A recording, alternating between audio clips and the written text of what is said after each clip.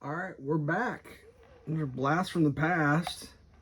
Kind of a small set here. This is the Lego 889 radar truck from 1979. This is a pretty cool piece. If you're following the series, I'm trying to rebuild sets from the giant box of Legos from my youth with my brothers and myself. I figured this one out from the tank. So there was a gray tank in the set, and I tried to figure out what that would have gone to, and this came up as a possibility.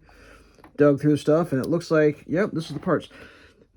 This is complete except for one caveat.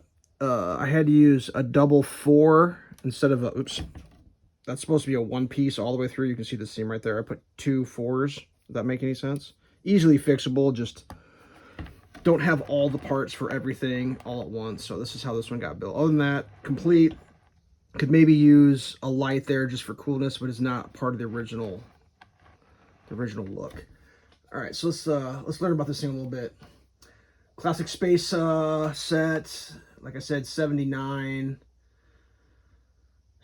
One of the, I don't know, I'm trying to use AI to help me write this, and AI is worthless. I had to correct it like 7 times. Originally, AI was saying it had black parts, had windows, had turn signals, all shit.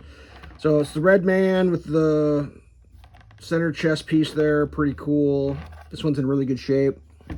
Some of the red men and stuff have cracked helmets, but for the videos, I'm sticking good ones in. So this is a radar truck, 29 pieces. That's give or take a few, depending on how you count the figures and stuff. Sometimes I do, and sometimes I don't. Let's see.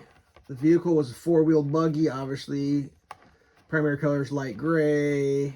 Radar dish, light gray, pretty cool. This also, I mean, obviously that goes up and down for a maximum radar dish connectivity. So, just for fun, let's bring in one of these Blacktron's buggies for comparison. Well, I'll drop this down a little bit. Sorry for that terrible sound there. We'll do a little zoom out. So let's get a, these are very basic buggies. This is late 70s. This is late 80s. So about 10 years difference, I believe, in the designs. They put some visors on that. But, this is pretty cool. It's got the adjustable antenna. Let's drive these off. And let's start playing with the Blacktron base here. I mean, if you got it, you might as well have a little fun with it. So this guy, he can fit, well, he's got to lower the dish. Let's lower that dish down. He can go through the parking lot area. Got to move this guy. He needs to be filming from someplace else. Let's put him over here to get some film shots from this side. Now, why this doesn't have as aggressive tires, it may not be designed. I mean, this may be more like a communications thing. This one's going to be going over the dunes. This guy may require some more of the flat ground. And since I've decided to do this way, as I film these, I'm going to keep bringing in, if I can, the pieces that I've already done the reviews on, just to try to keep the theme alive. I'll bring this big boy in. Get a real scale for how small this little cart is. He could get squished, but this guy could be really important for relaying. If this thing's setting up the rocket, he may have to relay this back to home base. We got some satellites here, satellite dishes, so he could be relaying to him. This guy could be way out in the field.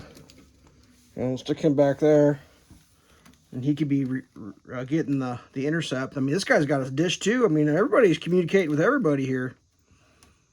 I mean, something you got to kind of remember is in the 70s, late 60s, well, 60s and 70s, satellites was like a thing where, like, A decade before, they weren't really a thing. So this was like, this represented some pretty cutting edge technology to have a dish. You know, back in the day, dishes were big. That's how you got messages across. So these toys were pretty cutting edge as far as their satellite communications prowess, and how you actually had to adjust dishes back in the day. Like if you had a dish at your house, you didn't just point it south and call it a day. You actually had to have a motor on it and rotate it around in order to catch the right signal. I mean, that was a real thing. So yeah, this is pretty cool. Like I said, other than the two little pieces that, I mean, that's an easy fix. You just got to find a, what is it, a 2x8? Is that what they call that? I mean, this doesn't affect its performance or anything. It's still a good build. But yeah, this gray tank, that was the identifier for this particular build. How I figured out what it was. But yeah, there you go.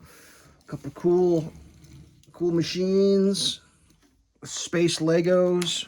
Oh, just broke the satellite again. That thing doesn't like to stay on there very good. I mean, the buggies are cool. This guy lost his piece of gold. Put that back in there. All right, there you go. Kind of a shorter one. I don't know how you talk about this stuff much more than I already have, but there'll be more. Don't worry. Stay safe.